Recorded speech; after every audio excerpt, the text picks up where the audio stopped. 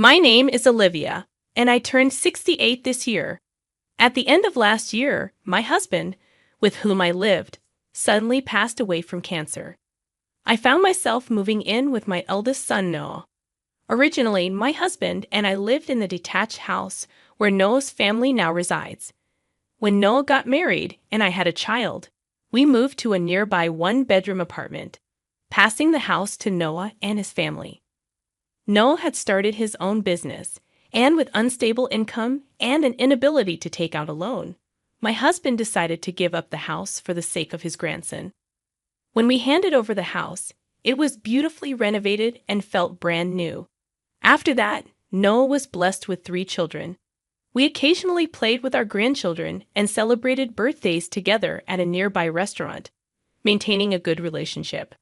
However, when my husband's cancer was discovered and understood to be terminal, he worried about my well-being. He called Noah and asked him to take care of me and to live together once he was gone. I tried to reassure my husband, telling him that I was still healthy and could live alone, but he wouldn't budge. Unable to defy his father's last wish, Noah agreed to live with me. The truth is, ever since we gave up the house, I hadn't been inside Noah's home. I hesitated to visit, thinking his wife, Emma, might not appreciate it. So when I arrived, I encountered a shocking scene. Trying not to be a burden, I had minimized my belongings when I moved to Noah's house.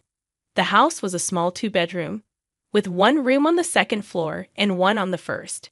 When I arrived, Noah said, "Oh, was today the moving day?" Acting clueless, Noah has always been forgetful, a trait that didn't change even in that upheaval. Entering the house, I saw shoes piled up like a mountain, and there was a strange smell. From the outside, the house looked fine, so I was taken aback without showing much concern. Noah muttered, "I only took him because Dad said so, and honestly, there's no space here," before turning his back and going inside. With no other choice, I quietly followed him in. I saw that the 1st floor was cluttered, and the living and dining areas were filled with shopping bags and trash. It looked like the hoarder houses you see on TV, and I was stunned. Emma, Noah's wife, then rose from the sofa. "Mom, I don't have extra beds, so please make some space," she said, before lying back down. "I'm tired from work." She runs a beauty salon and, according to Noah, earns quite a bit. As I glanced at Noah, he said, "I'm also tired from work, so could you clean up the room a bit?" and went upstairs. As I started to organize the cluttered room, Emma shouted, "Hey, the stuff in the corridor is in the way." I quickly replied, "I'm sorry," and moved things aside. She added, "It's fine to clean, but don't throw anything away," and returned to the living room. After tidying up, I was exhausted. Emma peeked in and said, "Aren't you going to help with dinner?" Feeling startled, I jumped up, realizing it was already dinner time, and hurried to the kitchen. As I entered, the kitchen was a mess, but Emma seemed unfazed, frying a lot of meat. When I asked if I could help, she pointed to the dishes and said, "You can do the dishes. I thought you'd order food delivery for occasions like this," sounding rather displeased. For a moment, I wondered about the norms in this house. Nevertheless, I responded with a smile. "I'm sorry I wasn't thoughtful today. It was hectic. But how about ordering food delivery tomorrow?" This seemed to improve her mood a bit as she replied with a faint smile, "Yes, let's do that." Trying to be understanding, I thought about how messy the house was with 3 kids and Emma working as a salon manager. That evening's dinner was just a pile of meat and bread, with no vegetables or soup. Interestingly, despite living in such a messy house, Emma was particular about clothes. She insisted on washing anything worn once and was strict with her kids about not dirtying their outfits. All of our family members are always well-dressed outside, so until now, we didn't notice the state of the house. I began cleaning diligently the next day. Of course, for things I couldn't determine as trash or not, I neatly lined them up and had Emma check them when she returned from work. With the sheer amount of garbage, I asked her for confirmation almost every day, and she started to sound dismissive, often saying, "It's okay, just throw it away." I didn't really want to touch other people's belongings, but the clutter was too much. Also, it was originally the house I lived in, so seeing the room in such a state made me sad.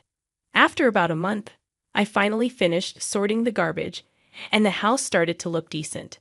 The grandchildren joyfully expressed how it looked like a house from the TV and rolled around on the carpet. They also stopped the habit of throwing half-eaten snacks around. Noah and Emma didn't particularly thank me, but since I took the initiative, I wasn't bothered by it. However, I was unaware that Emma, rather than appreciating my efforts, was making comments like, "What's that?" sarcasm, mother-in-law? And no one in the family complained or even asked for it. I overheard this one night when I got up to use the bathroom and heard Noah and Emma drinking and talking. Noah sided with Emma, saying things like, "Don't say that," and I wouldn't have taken my retired mom without Dad's insistence. Feeling down and wondering where I went wrong with raising him, I silently returned to my room. Seeing myself sleeping quietly surrounded by luggage in a dimly lit room, I felt pathetic.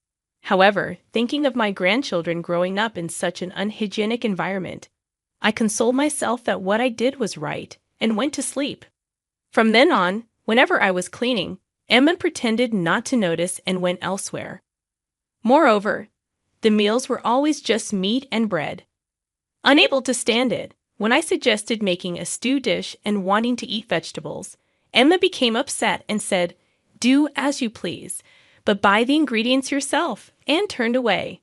After that, she left cooking to me and stopped cooking altogether. The grandchildren, possibly vitamin deprived, seemed to improve in complexion, enthusiastically eating fruits and vegetables. Being fond of the person who serves them meals, they began to be affectionate towards me, making requests like, "Grandma, put a fried egg on the curry." One day when Emma was out late, a grandchild crawled into my bed to sleep with me. From then on, they wanted to sleep with me even when their parents were home. This probably upset Emma more. I ended up preparing all the meals. This lifestyle continued for about 6 months. Then talk of a family trip during the summer vacation came up. My eldest son and his wife were excitedly looking at travel brochures and searching on the computer, so I assumed I'd be hitting, and was actually relieved. However, my eldest grandchild suddenly approached and insisted, "Gran was coming too, right?" Despite the parents' reluctance, they agreed since the child was adamant. Emma, clearly displeased, tasked me with preparing breakfast boxes and doing laundry, emphasizing that it was the least I could do since I was invited. The trip involved travel, but being elderly, I frequently needed restroom breaks, which visibly irritated Noah and Emma. The grandchild who had insisted on my accompanying them started to rush the journey. When Noah reprimanded the child, saying it was their fault, the child began to cry loudly. The curious atmosphere worsened with Emma muttering complaints and me dreading the traffic jam. Upon reaching the amusement park, I distanced myself, saying, "I'll be at the cafe. You all have fun." When the children cheered up and ran to the rides, Emma came back to remind me explicitly to pay for my own expenses. The amusement park didn't seem like a place for the elderly, and the cafe began to get crowded. Feeling guilty, I stepped outside and mindlessly sat on a bench. Though I had worn a hat as a precaution, the midsummer sun was harsh. Before I knew it, I found myself in the amusement park's medical room. I'd overheard my eldest son and his wife being scolded by someone who looked like a doctor. "How can you just leave an elderly person alone like that?" It seems I had a mild heat stroke. Usually, I'd be fine, but having prepared lunch and done laundry from early morning followed by a longer ride, I must have been more exhausted than I realized. My eldest son and his wife looked clearly upset and decided to head back to the hotel with me. After checking in and leading me to the room, they told me, "Please don't cause any more trouble." Feeling dizzy, I lay down in the quiet room and began to ponder what I was doing with my life. I'd always been too busy with household chores and looking after my grandchildren to have such thoughts. This vacation was clearly not planned with my well-being in mind. Despite having forced me to prepare meals and do laundry early in the morning, there was no concern shown for my health. After I fell ill, I gazed at the ceiling and thought, if I were to grow old and fall ill, They would probably leave me unattended like this. Even now, when I manage the household, I'm treated as a burden. I realized I had harbored hopes for the son I'd wore with such love and pain, but those hopes were misplaced. I decided I might need to prepare myself for the worst and drifted into sleep. Around 6 o'clock p.m., I heard my grandchild's voice. "Grandma, are you okay?" Emma looked at me with concern. She seemed to have come back from the amusement park early because she was worried about me. Behind her, her parents were whispering amongst themselves. Emma said, "Mom, Dad, I need to talk to Grandma. Can you stay here for a bit? Since there are play areas in the hotel." She took the younger children with her. Once they were gone, Emma snapped, "You should know better. Isn't it a luxury for someone like you to be on vacation? You should go home and clean since you're so good at it." The trip was planned for 2 more days, including the amusement park and visiting the art exhibitions and museums, which I thought I could partake in.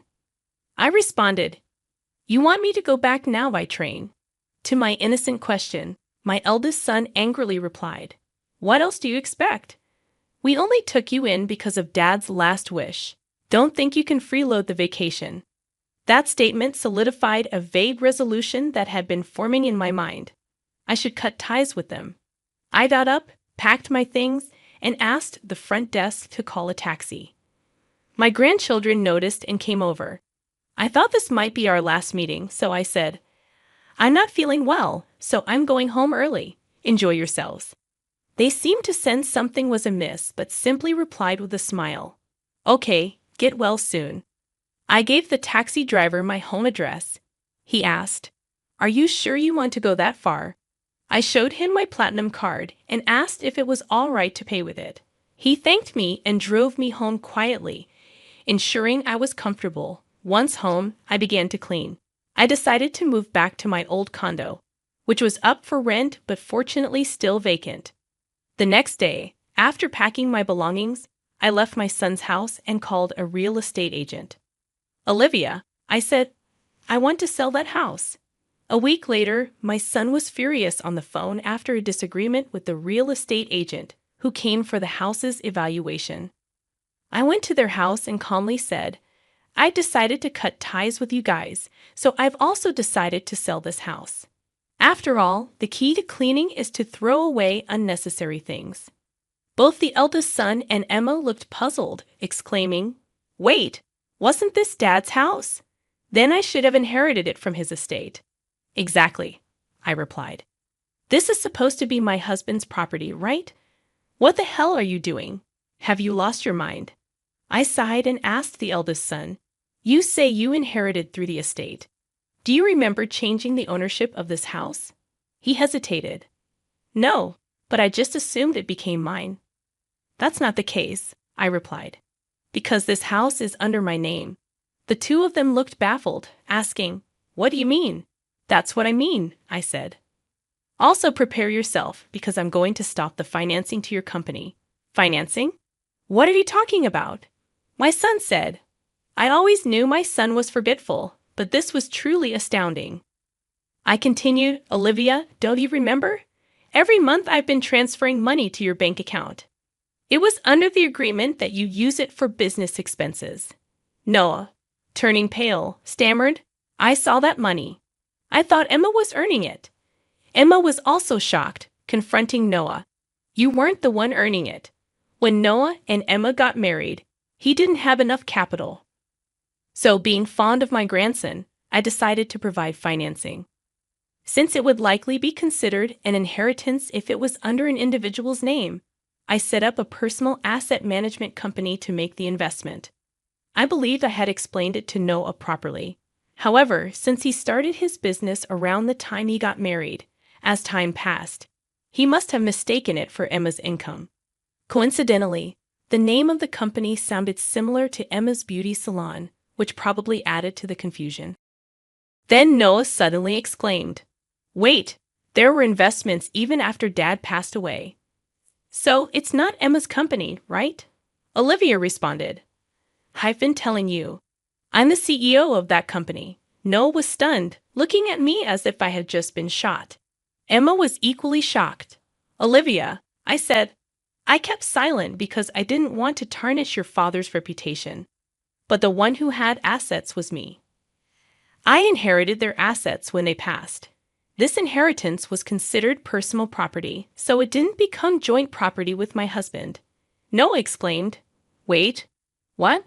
Hold on. Noah continued. Wasn't it something Dad had? Olivia replied.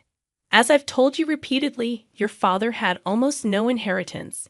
It's natural to assume that one would inherit from their father. So Noah and Emma's confusion was understandable.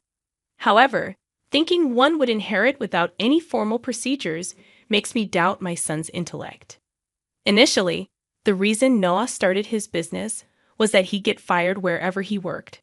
Noah would say, they just don't see my worth.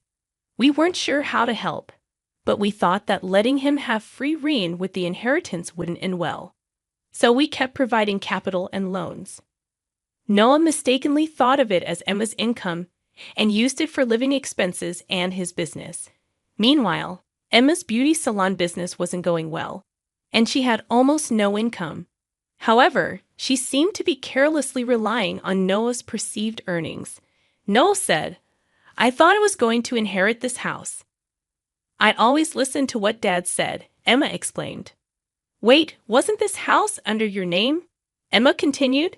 The renovation was finished, so I thought you bought it. Emma, spitting in anger, glared hatefully at Noah. I was utterly exasperated with the two of them. From now on, you two will have to handle your own matters, I declared, preparing to leave. Just then, Emma grabbed my shoulder tightly. Mother-in-law, she trembled. Don't you care about your precious grandchildren? Coldly, I replied, we can't choose our parents. I may have made mistakes raising my child, but indulging your father won't be good for my grandchild either. With that, I left. Behind me, Noah and Emma were bitterly blaming each other. It's your fault. What about you? In the end, the house was sold. Lacking operational funds, Noah's business went bankrupt shortly after, and the couple divorced. Neither of them wanted custody, so I became the guardian of their children. As for Noah and Emma, they disappeared, and I have no idea where they are or what they're doing. With proper discipline, the oldest grandchild learned to cook, the middle one picked up cleaning, and the youngest mastered tidying up. They seem to have learned that they must fend for themselves now, able to handle household chores efficiently without my intervention. I'm grateful that I was able to pass on essential lessons to my grandchildren. Besides their housework and studies, they also care for me.